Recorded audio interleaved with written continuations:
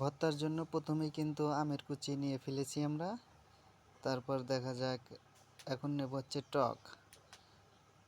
টক নেওয়া হয়ে গেছে, তেঁতুলের টক। তেঁতুলের টকের পরে কিন্তু কুচি কুচি যে পাতাগুলো দেখতেছেন, এই পাতাগুলো কিন্তু আসলে লেবুর পাতা। আর ভর্তার জন্য মেইন যেটা প্রয়োজনীয় সেটা কিন্তু কাঁঠালের মুচি।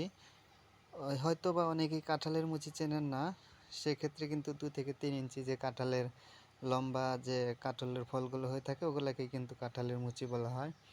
আর এখন যেগুলা মানে মিক্সিং করে নেওয়া হয়েছে সেটা আসলে ওল বড়ই। ওই যে ওখানে 4টা আপনারা দেখতে পাচ্ছেন, এটা মিক্সিং ওল বড়ই, অনেকে নাও চিনতে পারেন। তার জন্যই কিন্তু এই 4টা আলাদাভাবে রাখা হয়েছিল।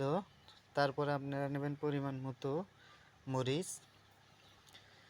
মরিচ নেওয়ার পরে কিন্তু দেখতেছি আমরা এখানে চিনি দিয়েছে। আপনার পরিমাণ মতো চিনি দিবেন, আপনি যেরকম মিষ্টি খেতে ভালোবাসেন সেরকম মিষ্টি কিন্তু দেবেন, চিনি দেবেন। লক্ষ্য করে দেখুন, আসলে কাঁঠাল দিয়ে যে এত সুন্দর একটা ভর্তা হবে আমি কিন্তু আজকে প্রথম দেখলাম।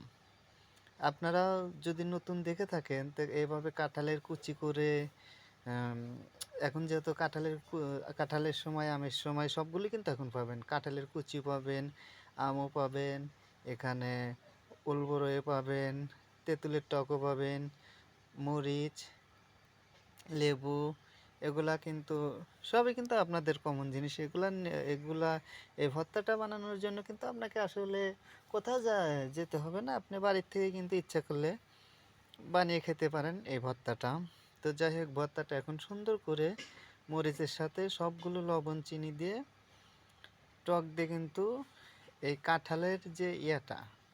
কাঁঠালের যে মুচিগুলো কুচি কুচি করে কাটা হয়েছে সবগুলো কিন্তু এখন একসাথে মিক্সিং করা হবে। আবার অনেকেই বলতে পারেন যে কাঁঠালের মুচিতে কীভাবে এত সুন্দর সুস্বাদু ভর্তা হবে। অনেকের বিশ্বাস নাও হতে পারে, তবে এখন আপনারা দেখেন যে প্রায় কিন্তু হয়ে গেছে কাঁঠালের মানে মুচি, যেটা কাঁঠালের এর ভর্তাটার নাম হচ্ছে কাঁঠালের মজ।